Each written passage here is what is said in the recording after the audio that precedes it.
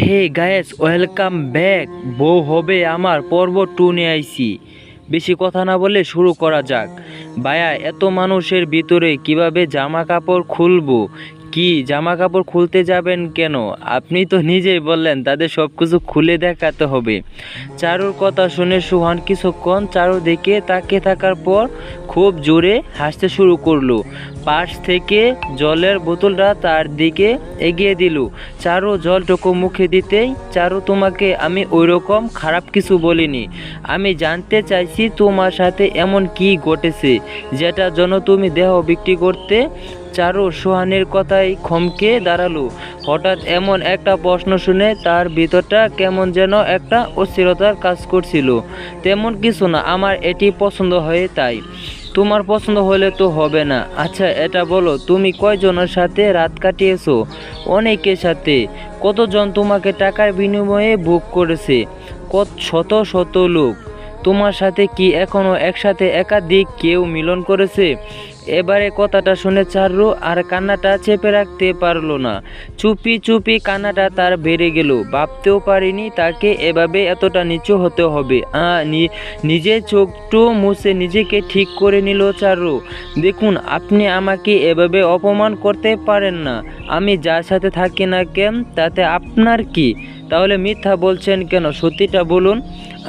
আপনার কাজ আমাকে ট্রেনিং দেওয়া, এর বেশি কিছু কেন জানতে চাইবেন? এটা আমাকে জানতে হবে। আমি কখনো কাউকে বিনা কারণে তার পবিত্রতা নষ্ট করতে পারি না। আমি ট্রেনিং নিতে রাজি, তবু কিছু বলতে পারবো না। সোহান হতাশ হয়ে অন্যদিকে মুখ ফিরিয়ে নিল। এত কিছু বলার পরও কেন মেয়েটি তার মিথ্যা কথাগুলো স্বীকার করছিল না? এবার তাকে একটু বেশি খারাপ হতে হবে। চারু, ধরো তোমাকে আমি কারো সাথে পাঠালাম, তখন হঠাৎ তার সাথে যাবার পর তোমার কিছু হয়ে গেল, তখন আমার কি হবে? কথাটা শুনে চারু কিছু বলছে না। তাকে আর কত অপমান সহ্য করতে হবে? এই ছেলেটা তাকে কেন এত প্রশ্ন করছে? চেয়ার থেকে উঠে গিয়ে একটা নীরব গাছের নিচে চলে গেল। চোখটা বন্ধ করে গাছের সাথে হেলান দিয়ে বসে রইল। সুহান চারুর পাশে গিয়ে তার মায়াবী মুখটা দেখতে লাগলো। মেয়েটা কেন এত মায়াবী? চুপ করে সে ওর পাশে বসে পড়ল। আপনি জানতে চান আমি কেন এমন? তাহলে শুনুন ঘটনাটা। আমি চারু এবার অনার্সে পড়াশোনা করছি। পিতাবিহীন একটা ছোট পরিবার আমার জন্ম। মা হলো আমার সব টিউশনি টাকা দিয়ে আমাদের কষ্টের সংসারটা খুব সুন্দরভাবে কেটে যেত। কিন্তু কথায় আছে না, গরিব ঘরে নুন আনতে পান্তা ফুরে, ঠিক তেমনই একটা অসহায় রোগ আমাকে বাঁচিয়ে রাখতে চায় না। আমার মাথায় প্রচণ্ড ব্যথা করে, যেটা কখনো সারাতে পারি না। টাকা পয়সা নেই বলে কোনো দিন হসপিটালে যেতে পারিনি। কোনো রকম বাঁচার জন্য বাড়ির পাশে একটা দোকান থেকে 2 টাকার ব্যথার বড়ি কিনে খেতাম।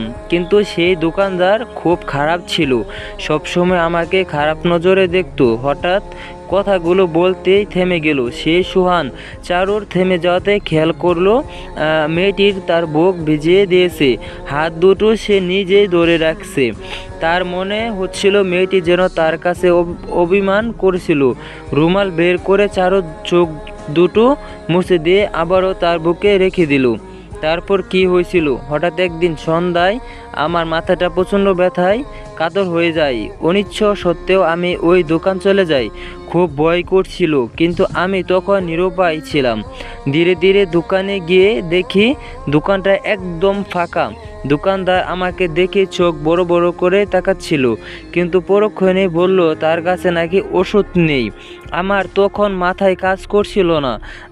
আমি তখন যে কোনো ব্যথা কমানোর ওষুধ চাইতেই সে বলল একটা ওষুধ আছে। আমি চাইতেই সে গ্লাসে মিশিয়ে দিল, কিন্তু সেটি খাবার পর হঠাৎ করে আমি মাটিতে পড়ে বেহুশ হয়ে গেলাম। সোহান চারুর কথাগুলো শোনার পাশাপাশি তার চুলগুলো ঠিক করে রাখছিল। সে চারুর শরীরে কাঁপুনিটা টের পাচ্ছিল। এই শীতেও চারুর শরীরে প্রচণ্ড জ্বর এর আভাস পাচ্ছিল। ফোলা ফোলা লাল চোখ দুটোর দিকে তাকিয়ে আবার সে চারুর কথায় মনোযোগ দিল। বেহুশ হবার পরে আমি বুঝতে পারিনি কি হয়েছিল আমার সাথে। আমি যখন ঘুম থেকে উঠলাম তখন নিজেকে আবিষ্কার করলাম একটা ঘরে, কিন্তু পরক্ষণে নিজের দিকে তাকিয়ে নিজেকে বিশ্বাস করতে পারছিলাম না। নিজের শরীর শুধু একটা চাদর দিয়ে ঢাকা ছিল। তখন নিজেকে শেষ করার অনেক চেষ্টা করেছি, কিন্তু পারিনি। যখন নিজের ইচ্ছাটুকু রাখতে পারলাম না, তখন ভালো সেজে লাভ কি? চারুর মুখ দিয়ে আর কিছু বেরোলো না। এদিকে শেষ কথাগুলো শুনে সোহান নিজের চোখের কোণার পানিটুকু মুছে নিল।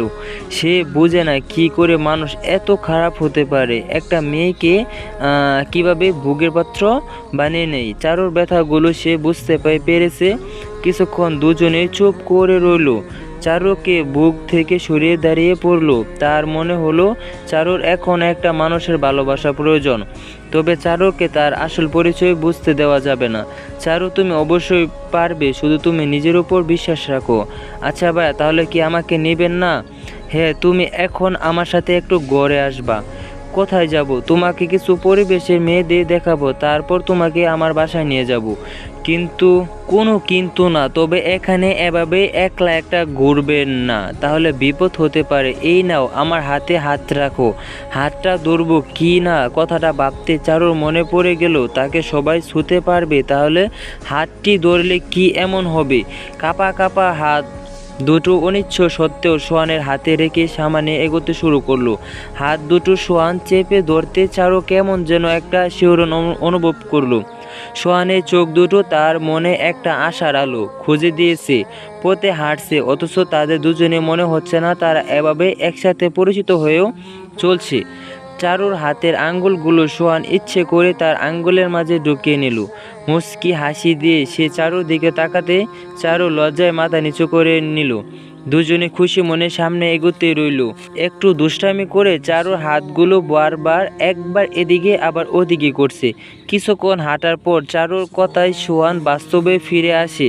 ভাইয়া দেখুন, ওইখানে কি হচ্ছে দেখুন। মেয়েটা চারপাশে দাঁড়িয়ে ছেলেরা ডিস্টার্ব করছে। ওরা তো মেয়েটার ওড়নাটা। হে বন্ধুরা, তোমাদের গল্পটা কেমন হয়েছে সো কমেন্টে বলবা। আর হ্যাঁ, নেক্সট পার্ট আসবে ইনশাল্লাহ অতি শীঘ্রই। চোখ রাখো আমার এই চ্যানেলেই।